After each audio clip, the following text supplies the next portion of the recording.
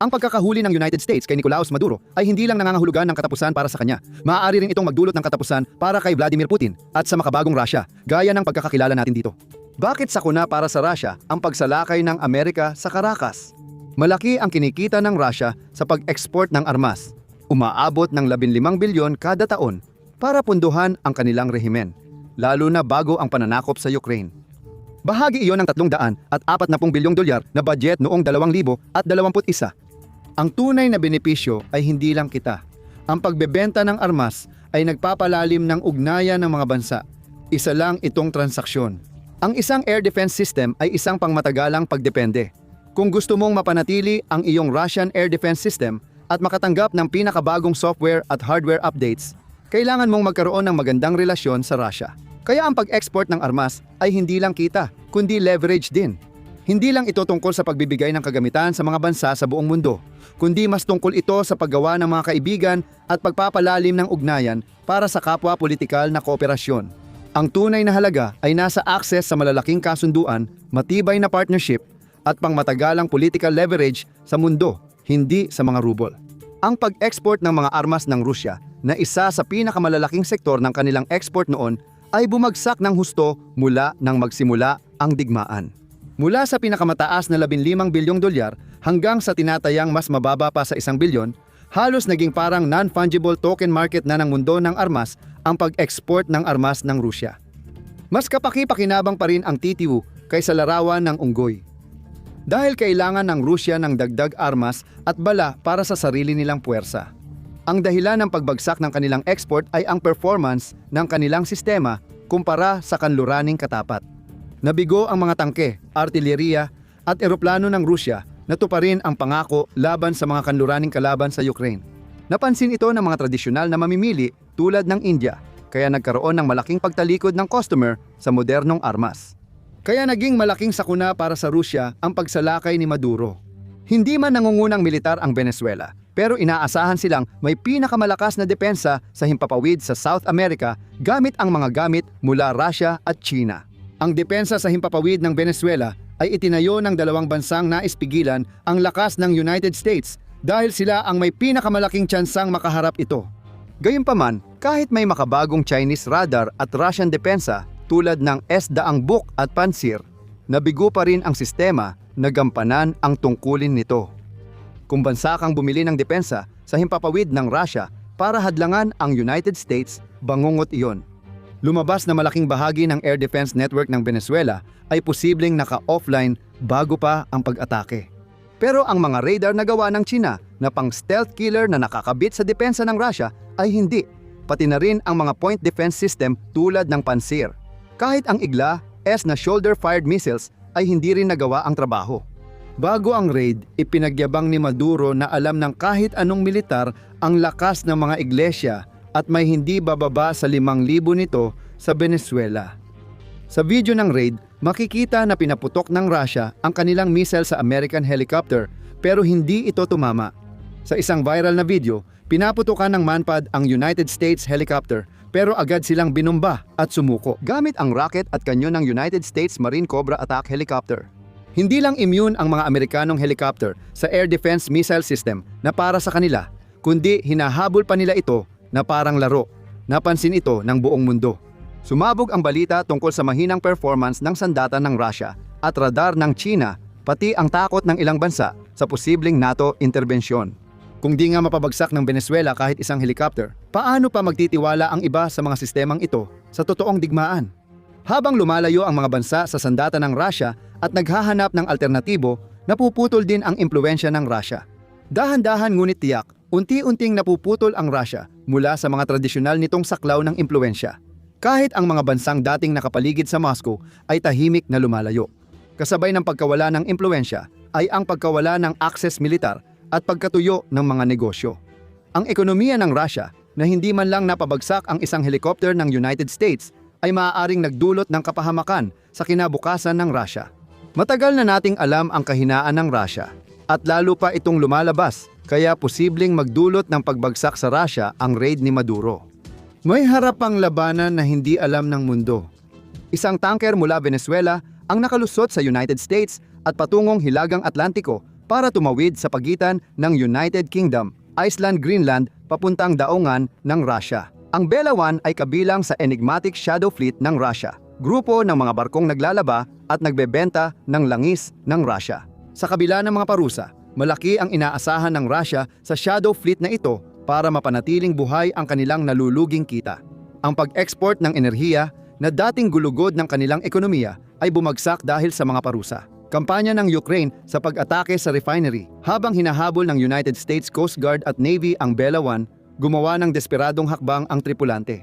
Pininturahan nila ng watawat ng Russia ang katawan ng barko at pinalitan ang pangalan nila bilang marinera. Sinasabing sila ay may bandila ng Russia at kaya't nasa ilalim sila ng proteksyon ng Russia. At dumating upang sagipin sila ang puwersa ng Russia, kabilang ang isang nuclear-powered na attack submarine. Matibay itong pahayag na gagamit ng puwersa para ipagtanggol ang barkong hinahabol ng United States. Kung kikilos ang United States, nilalagay nila sarili nila sa panganib ng military conflict. Pinanood ng mundo ng ibaba ng United States Navy helicopters ang mga sea, air and land sa marinera, mabilis nilang sinakop at kinuha ang kontrol sa barko. Hindi lumabas sa publiko ang tugon ng Russia. Itinanggi ng Russia ang koneksyon sa barko at tinawag agad ang aksyon ng United States na piracy. Sa legal na usapan, pwedeng hulihin ang barkong may maling rehistro. Iyan ang susi sa insidenteng ito. Hanggang ngayon, isa lang ang ibang bansa na sumampa sa isang barko ng Russian Shadow Fleet, ang Estonia, sa kabila ng mga banta at walang katapusang legal na usapan tungkol sa Shadow Fleet ng Russia.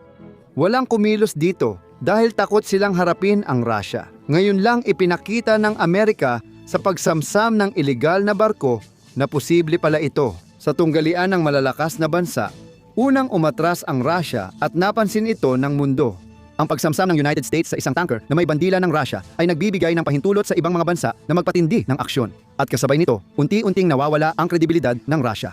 Hindi lang karibal ng kanluran, kundi estado na kayang protektahan ang sariling interes sa ibang bansa.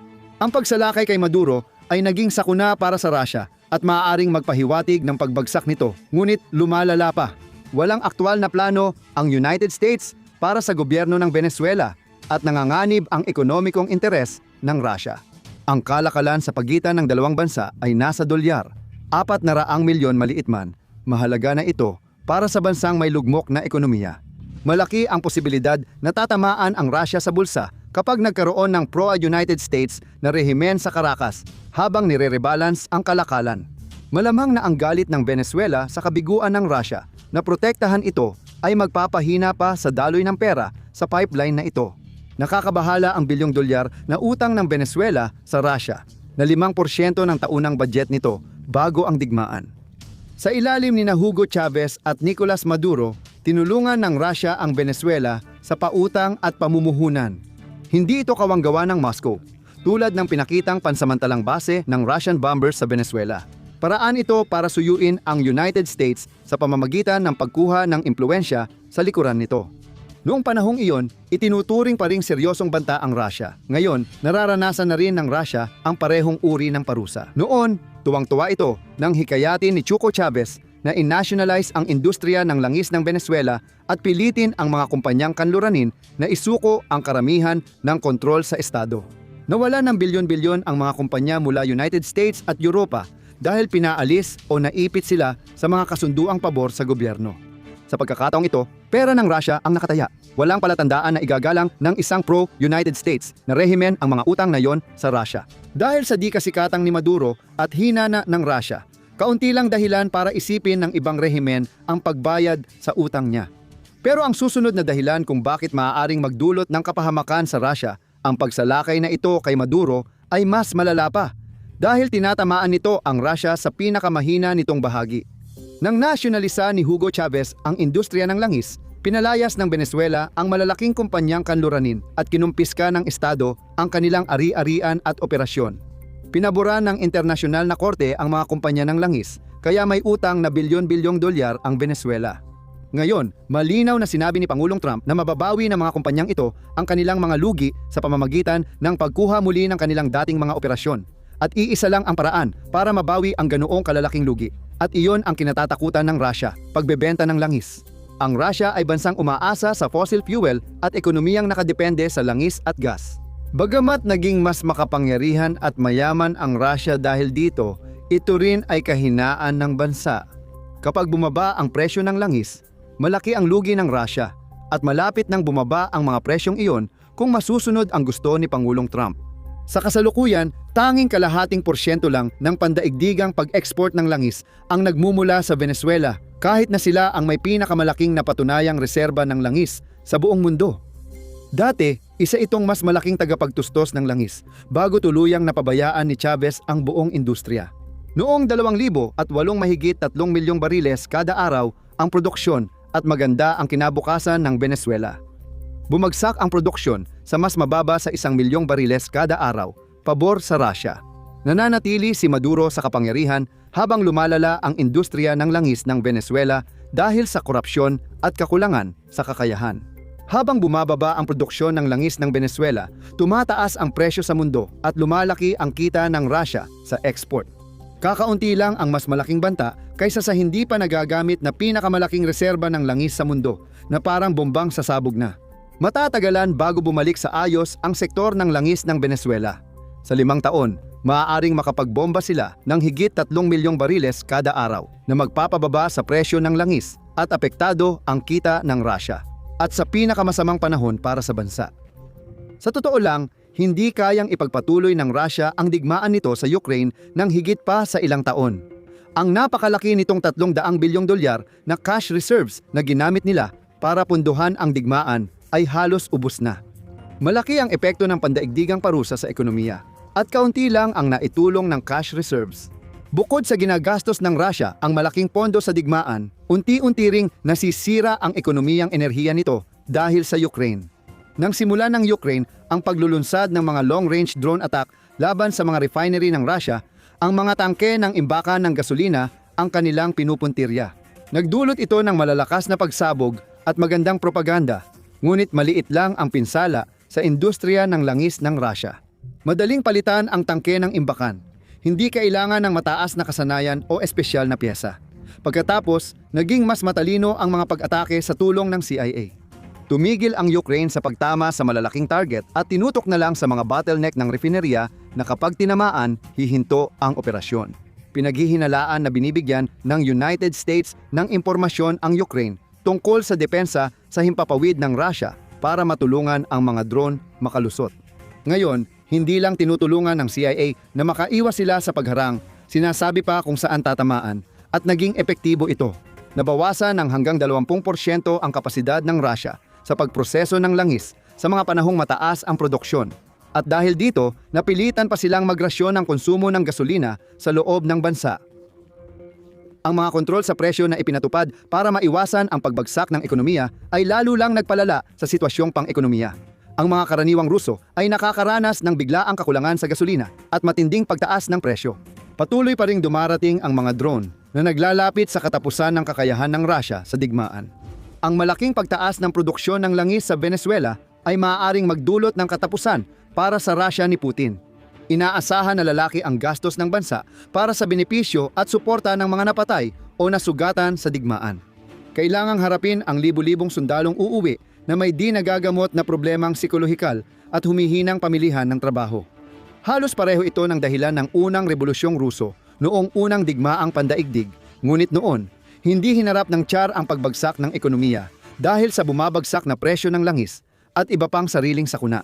Ang Russia ay isang bansang nasa bingit at napaka-vulnerable na kahit ang mga pangyayari sa isang bansa sa kabilang panig ng mundo ay maaaring magdulot ng kapahamakan sa sariling bayan. Sigurado, anumang mangyari sa Venezuela ay masama para sa Russia. Nasusunog na ang bahay na sinindihan ni Putin, kaya kailangan niyang magplano sa susunod. Kung ang krisis sa Venezuela ang huling patak para sa Russia, hanggang kailan kakayanin ng Moscow ang laban? Ayon sa mga ekonomista, kakakalkula lang kung kailan mauubusan ng perang pangdigma ang Russia. Makikita dito ang eksaktong araw mauubos ang pera o i-click ang video na ito.